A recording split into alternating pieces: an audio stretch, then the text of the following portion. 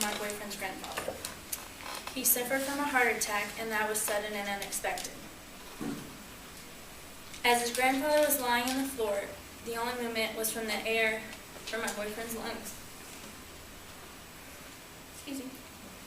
Going in and back out of his grandfather's lifeless body.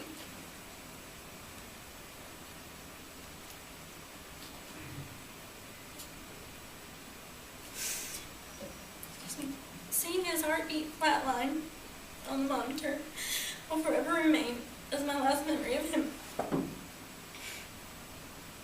But as all that was going on, I couldn't help but think, was there anything that we could have done to save him in the 10-15 minutes that took the ambulance to get there? So I'm going to share with you all today about the symptoms of heart attacks, the actions to take with heart attacks, and the steps of recovery. First, as defined in the Gale Encyclopedia for Alternative Medicine, a heart attack is the death of or damage to part of the heart muscle because its blood supply is severely reduced or stopped. The symptoms of a heart attack can be, severe pain in the chest or feeling of pressure or squeezing. And if you're experiencing these for more than 30 minutes, because they can appear and disappear and stuff, then you should definitely call an ambulance or go to the hospital. There is also feelings of lightheaded and nausea that are only recognized by the victim, and those can come and go also. There are also some signs of heart attack that are visible to others, such as fainting, sweating, or shortness of breath. Now that you are aware of the symptoms, it is important to understand the proper actions to take with heart attacks. There are ways to prevent heart attacks, and all it takes is a healthy lifestyle. Smoking a pack a day, however, is not going to prevent a heart attack. Your cholesterol should be limited to about 300 milligrams per day, according to the Encyclopedia of Alternative Medicine. And controlling high blood pressure with medicine or changes in daily habits can also prevent future heart attacks.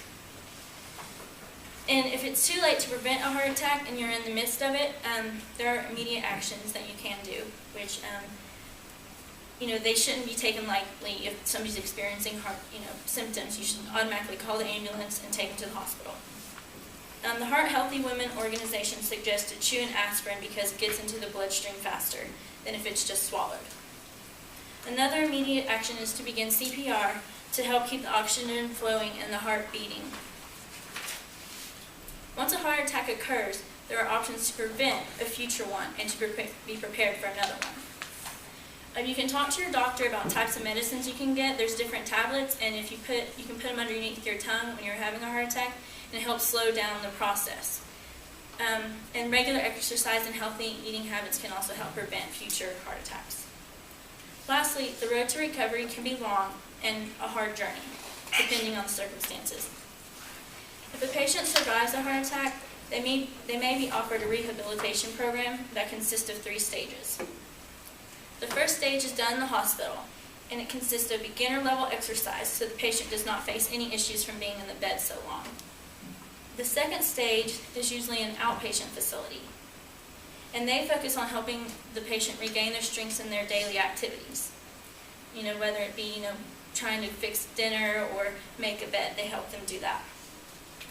Finally, the third stage, which it can be 3 to 6 to a year after your heart attack, 3 to 6 months, increases the exercise level at intervals, so the patient may eventually be light jogging, riding a bicycle, or swimming, depending on other medical conditions they may have as well. In conclusion, heart attacks are very dangerous and can be prevented with the proper care. You may think that you will never suffer from a heart attack or know someone who will. I never thought I would experience that. But according to the American Heart Association, approximately every 29 seconds, one American will have a heart attack, and once a minute, one American will die from a heart attack. So it is necessary to understand the symptoms, the proper actions to take, and the recovery process of a heart attack to potentially save someone's life.